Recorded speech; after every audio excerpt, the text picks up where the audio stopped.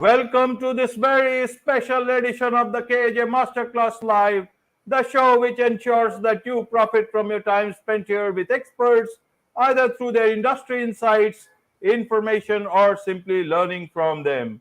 And today we have Traycee Mayer. She is a leadership expert, author, certified executive coach, and she helps leaders leverage their strengths of human connection to achieve explosive growth in their careers as well as those they lead. Welcome to the show, Traycee. Thank you, AJ. It's a pleasure to be here. Looking forward to our chat today. Absolutely, absolutely. Welcome to the show. Welcome to India in this online form. And I'm sure not just in India, but a lot of people across the globe will be benefiting from what we will be talking about. We'll talk about leadership and human connection, and that is what you are doing to help a lot of leaders. But first, to congratulate you for your book. It's been released today, The Leadership Contradiction. Help us understand what this book is all about, and then we'll move forward with our leadership and human connection questions. Wonderful. Well, thank you for asking that, AJ. This book is based on 43 years of my experience in leadership and a hike I did 3 years ago where I suddenly realized that, life is a lot like hiking, and it's, you come across different paths and you have choices. Some look scary, some look very safe and bright lights. And we choose those choices. Sometimes we feel like we chose the wrong thing. And so I talk a lot about in my book about the choices that we make and accepting those choices, having no regrets, moving forward in our lives. This is very applicable to our family life or, other ways that we lead people in our careers and at home. And it really was a revelation that no matter what choice we make, whatever path we take, that it was the perfect path for us. And that was my revelation on this hike 3 years ago. And last year decided to write a book about it, and it will be full of many ideas for leading with a different style of love and kindness, being a real human in this world that we have lost so much of, and connecting people truly with their own talents so that you can lead them to success. Yeah. Absolutely, absolutely. So we'll come to the book a bit later on. First, about leadership and human connection. So in these present times, a lot of people are questioning leadership about, in the backdrop of the great resignation, quite quitting, all this still on. So what is it that leaders now have to understand about connection? What is it that they come to you for? Because if they have not understood before, how can you be sure they will understand now? Are they really serious about it? What kind of leaders come to you? Is it that they have faltered before, or is it that they did not understand what's going on in their organization, what is going on in the minds of their employees, that they want to be themselves, they want better work-life balance for themselves? So I want to understand through you, what is this human connection that they need to learn about, that they can learn about, they did not learn about, or they need to learn more about at this stage? Wonderful. That's a fabulous question, AJ. And what I will share with you is that, 40 plus years ago, when I was, being taught or I was emulating other leaders to be a senior leader at a very young age, it was all about being tough. It was about, if people aren't doing things right, that you set them straight immediately. It's that you criticize, you let them know what they're doing wrong.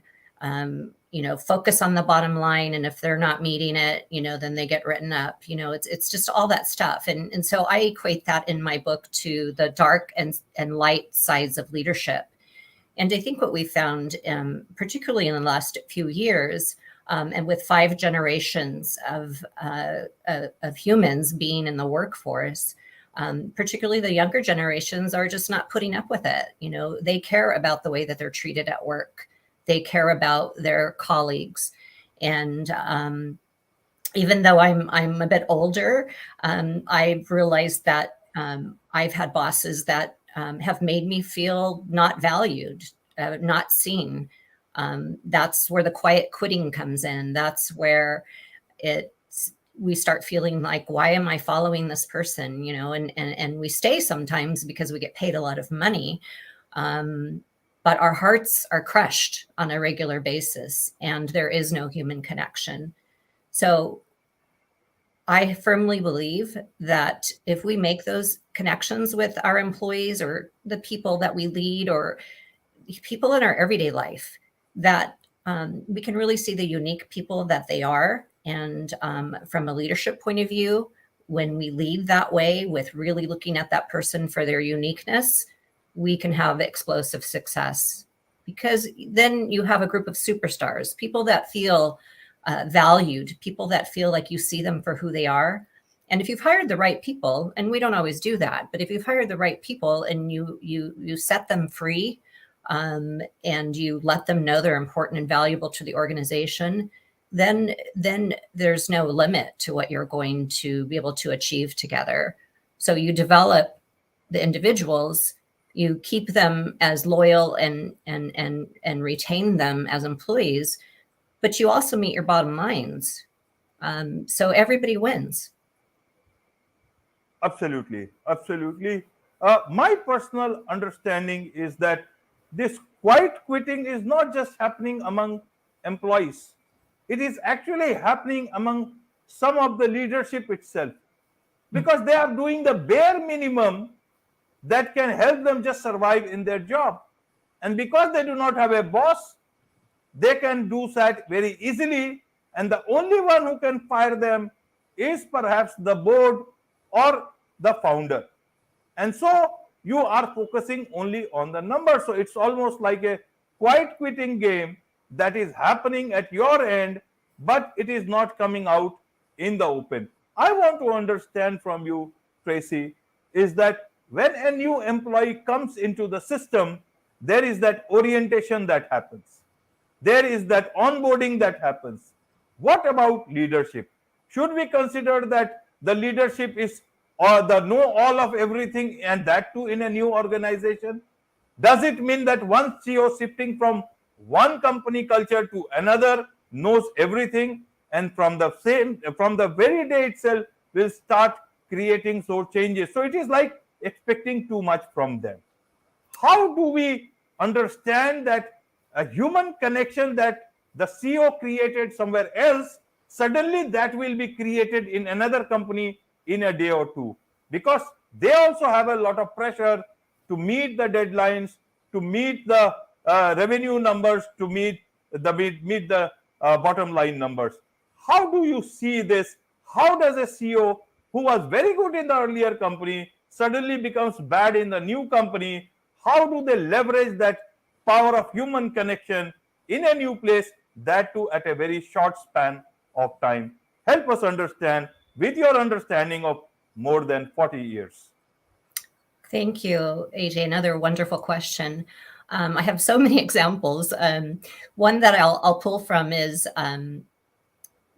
10, 15 years ago, I was asked to take over an organization. It was a very large venue, 300 employees full-time, another couple hundred employees during special events. And the general manager had been there for over 20 years. So kind of non-present, a lot of things just kind of went the way they went, and everybody was kind of walking around with, not passionate, doing the job, day to day. And of course, it affected their financial bottom line, and it affected large clients that had been lost.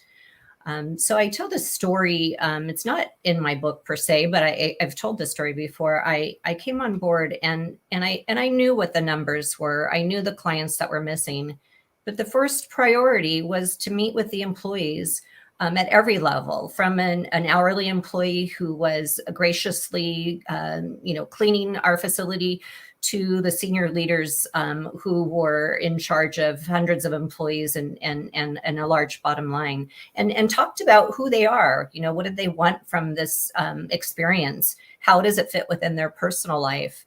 I wanted my employees to not leave work feeling exhausted and like they hate their job. I wanted to make sure that they got to leave feeling healthy, feeling vibrant, and go to their families so that they could feel like they're contributing in all parts of their life. And that doesn't take a lot of time. It takes some one-on-one time. It takes, some group discussions where you value everybody's voice. And when we kind of all knew who had which talents, then we put them to work. We had goals that we were all going to attain together. And, and I also had a boss, of course. Even at senior leaderships, you usually have a boss, like you referenced, either a board of directors or you have a president of a company. And, I shared my plans with them as well, and what I needed for support. And then we just, kind of let it go. And we had fun. We had fun at work. We had fun doing our jobs once again. Within 1 year, we recouped the bottom line losses.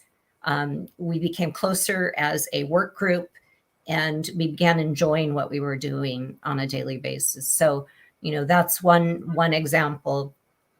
Others I've come across is just, senior leaders who are, maybe it's somebody in the C-suite, and they're frustrated because they keep losing employees.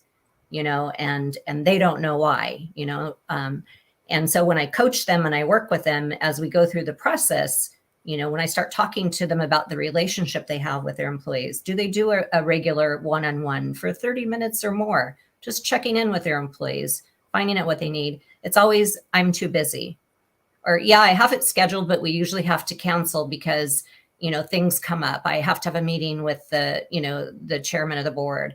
Well, we're doing the wrong things. I think that if you've been assigned to manage a business that's multi-million-dollar business, you got to have the courage to tell your chairman of the board or the president of the company, hey, I appreciate that you want to get some time with me, but I got to first focus on my first priority, which is the people that run this business so that we could be successful. But let me circle back with you shortly. You've got to have that courage that you not just manage the people that are below you or beside you, you also manage the people that are above you. And so all of that takes time and attention, but it actually is less time to make a human connection and actually have a genuine conversation with someone, so that you can maximize their talents and bring everybody to the table. Right, Traycee. So in terms of making human connection, how does a leader ensure that it is actually a human connection and you are not creating sycophants? Because when you are the leader, there will be a lot of yes men around you, and they will never let you move beyond their area of control. How does a leader ensure that you are actually making good connections and not confining yourself amongst some yes men? Because that will again not going to work. It is happening in a lot of organizations. That is why the real message is not passing across, and that is what happens when you have a lot of yes men around. Yeah. So yeah, I know that happens, and I've seen it happen. I've had it in my organization. I think that it's going to start from the leader. Are we genuinely interested in knowing who that person is? Now, it doesn't mean that it's going to work with everyone. If we have the right person in the right job, then we have somewhere to begin with. If it's the wrong employee, then you need to take steps to counsel them, coach them, and potentially let them go and go to another industry. So if we have the right people in the right job, it's amazing what personal time can take and how it can lift us up. And I'm talking about, taking a walk for 10 minutes. I used to do something at one of my very large hotels. I called it the 2:00 walk. So it wasn't just for the individual, but that's a time where some of my teams could get together. And if they wanted to take a quick walk, it's one thing, it's getting that, that downfall we all have in the afternoon, too much caffeine or too much sugar during the day. But we just take a walk around the block. and talk and chat. And it's just this feeling of inclusion, a feeling of that their voice matters, a feeling of I have time to listen to them. And there is a real separation at that point, AJ, where, that you can't have yes men because they don't want to do that stuff. They're not interested in taking a silly walk, or they're not interested in having coffee, with their colleagues.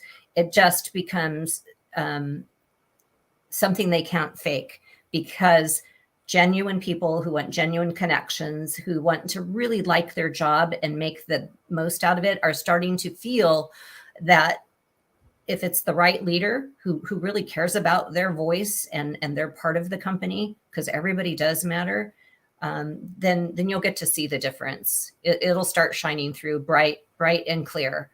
And that there'll be that separation, so you can see the ones who are really there for the real reasons. Yeah. Right. Maybe they do it because, yes men can help them during town hall meetings. There they can make the numbers for them. It's always good to get all those claps and all those yeses about whatever good or bad plans you make or announce. Be that as it may, let's come to the book about the leadership contradiction. Help us understand what this book is all about. Who is this book for? Is it about leaders? Is it about the employees? Who should read this? And you talk about, choosing a path of love and kindness. Who should show more kindness, the leader or the employees? Oh, wow. That's a fabulous question. So the Leadership Contradiction, I wrote within the last year, and today it's being released on Amazon and Barnes and Noble, and I'm just really excited about it. The Leadership Contradiction is about, what we were taught for, decades about how to be a leader. Again, kind of going back to a few things I said at the beginning, being tough, being strong, being a boss, and making sure that you light a fire under your team, because if they're not performing. But what it really ends up being is a lack of human connection.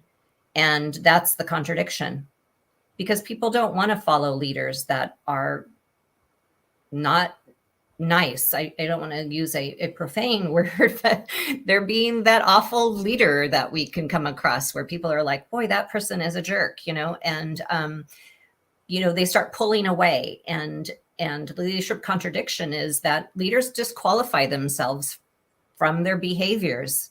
And there's a whole list of contradictions.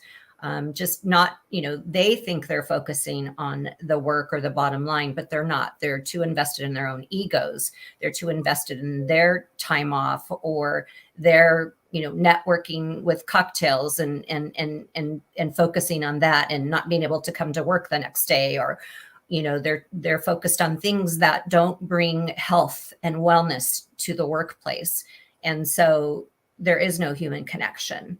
So that's really a big part of that. The Leadership Contradiction book is for leaders, and it's also for employees. It's both. I've gotten feedback from both. I've had a lot of people preview the reading of the book, and have had some great reviews, because it gives ideas of how employees really should be treated, and that they can feel confident that if they need time with their boss to be heard so that they can do their job, then that should be the case. There are a lot of valuable insights and things that can be done today or tomorrow from an employee's point of view or a leader's point of view, to raise the bar on the connection and the success of that business.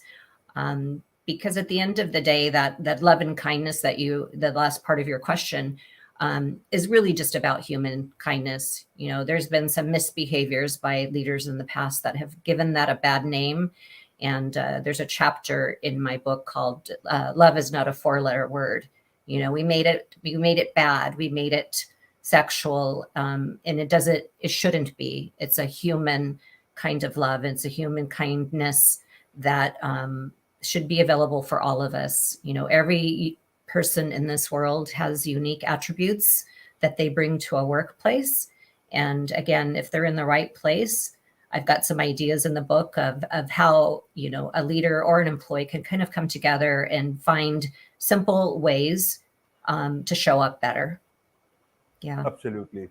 Absolutely. There is much to learn about all these things, leadership and human connection, and all things associated with that from you, Traycee, with so many years of experience. So, a lot of people who'd like to know more from you, more about you, and connect also in a professional capacity. What is the best way for them to do so? Yeah, absolutely. So I can be reached directly at Traycee, email Traycee at beuleadership.com, BEYOU leadership.com, and Traycee with 2 E's. I'm also on that website. Anybody, the first 3 people who want to go on there and book a 30-minute consultation with me, I'm going to give away 3 copies of my book. So go grab a spot so we can do a consultation. We can talk more, and I will send you a free copy of my book. And yeah, and if you just want to find out about the Leadership Contradiction, you can go to theleadershipcontradiction.com, and there's a link in there of how to buy the book. Absolutely. Absolutely. With this, it's a wrap on this very special edition of the KAJ Masterclass Live. Thank you so much indeed for joining us. Thank you, AJ. It's been a pleasure.